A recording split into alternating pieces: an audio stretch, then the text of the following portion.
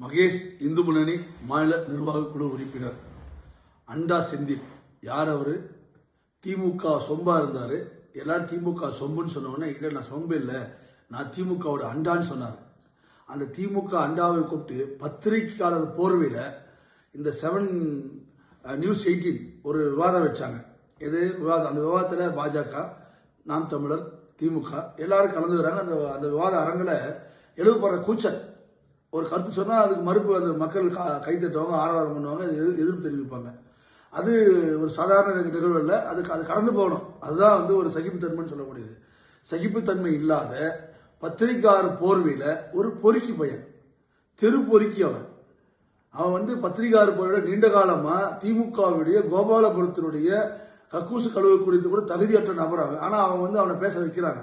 திமுக சார்பில் அவன் போய் எல்லா இடத்துலையும் பேசுகிறான். பேசுறதுக்கான தகுதியும் திறமையும் அவனுக்கு கிடையாது. சப்ஜெக்ட் அவனுக்கு பேச தெரியாது, அவனுடைய விஷயம் பேச தெரியாது. திமுக புகழ்ந்து பேசணும். ஸ்டாலின், உதயநிதி, இன்பநிதி, கனிமொழி, கோபாலபுரத்து கொத்தடிமையா இருக்கிற அந்த நபருக்கு பத்திரிகையாளர் சொல்லக்கூடிய தகுதி இல்லை. ஒன்று, பத்திரிகையாளர் போர்வையில் அங்க இருந்துட்டு அந்த அரங்கில் எழுப்பப்படும் கூச்சலுக்கு நேராக வெளியெடுப்பு செய்யார். வெளியே போய் நான் வெளியே போறேன், அங்க போய் அந்த நடுவர் போய் அந்த நெறியாளர் போய் உட்காராங்க, பேசலாம், ஒன்றும் பிரச்சனை இல்லை. இது மாதிரி நிறைய நடந்திருக்கு. இதுக்கு முன்னாடி புதுசாக நடக்கல, அரங்குக்குள்ள நடக்கும்.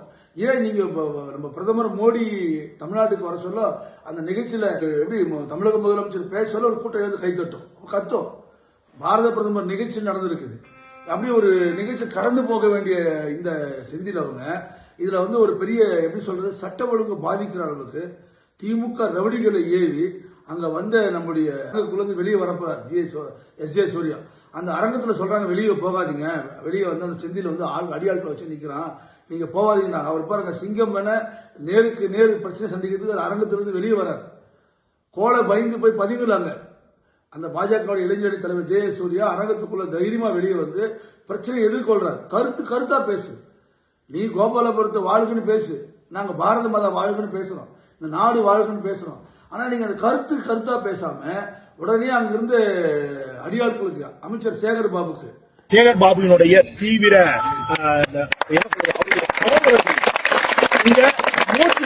வெளியில நின்றுட்டாங்க, எனக்கு தெரியாது. இப்ப நாங்க காத்திருக்கிறோம்.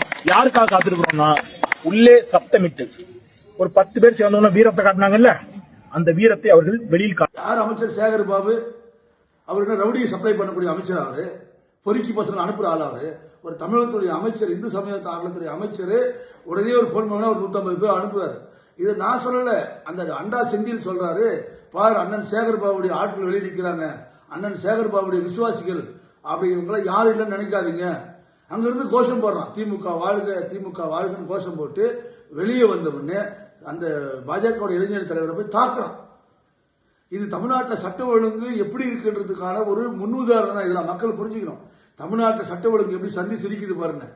ஒரு பத்திரிகை அலுவலகத்தில் வாசல்ல சுத்தி இருக்காங்க. அவங்க வெளியே வரதுக்கு முன்னாடி போலீஸுக்கு தகவல் சொல்றாங்க. யாரா பாஜகவை சார்ந்தவங்க இந்த மாதிரி வெளியே சட்ட ஒழுங்கு பாதிக்கும் போது மக்களுக்கு கூட்டமாக தேடிக்கிறான், ரவுடி பையனா வெளியே நிற்கிறான், அடிக்க போறான், தாக்க போறான்னு போலீஸுக்கு தகவல் சொல்லிட்டு தான் வெளியே வராங்க. அந்த போலீஸ் யாரை பாதுகாக்கணும்? தகவல் சொன்ன கூப்பிட்டு பாதுகாக்கணுமா இல்லையா? யாருக்கு பாதுகாப்பா நிக்கிறாங்க? அந்த சேகர் பாபு அமைச்சர் ரவுடிகளுக்கு அரணா நிக்குது அந்த போலீஸ். தமிழ்நாட்டோட போலீஸ் சேகர் பாபு ரவுடி கூட்டத்துக்கு அரணா நிக்குது இந்த போலீஸ். உடனே தாக்குறாங்க, ஹாஸ்பிட்டலுக்கு போறாரு, அட்மிட் ஆகாரு. இந்த நிகழ்வுல நம்ம தொடர்ந்து இணையத்துல பார்த்துட்டு இருக்கோம். நாம் தெரிஞ்சுக்க வேண்டியது ஒண்ணு என்ன, திமுக அப்படின்னு சொன்ன ரவுடிகள், திமுக சொன்னா பொறுக்கிகள்.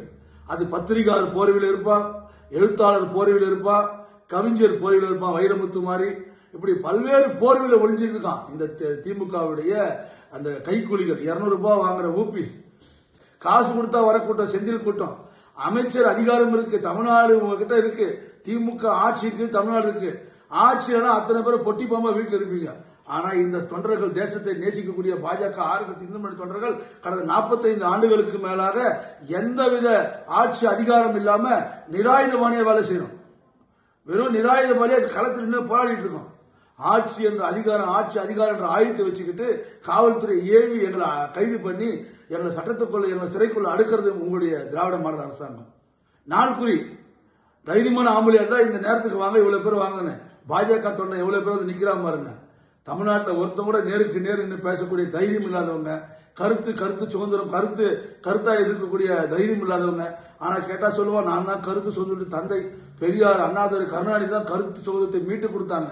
அயோக்கிய பயல்களே, வருகின்ற சட்டமன்ற தேர்தலில் உங்களுக்கு தக்க பாட தமிழக மக்கள் புகட்டுவார்கள். ரவுடிக்கும் கஞ்சா போதைக்கும் தமிழ்நாடு அடிமையா இருக்கு. ரவுடித்தை ஒழிக்க வேண்டும். தேசத்தை நேசிக்கக்கூடிய பக்தர்கள் நம் அனைவரும் ஒன்று சேர்ந்து திமுக விரட்ட வேண்டும். நன்றி, வணக்கம்.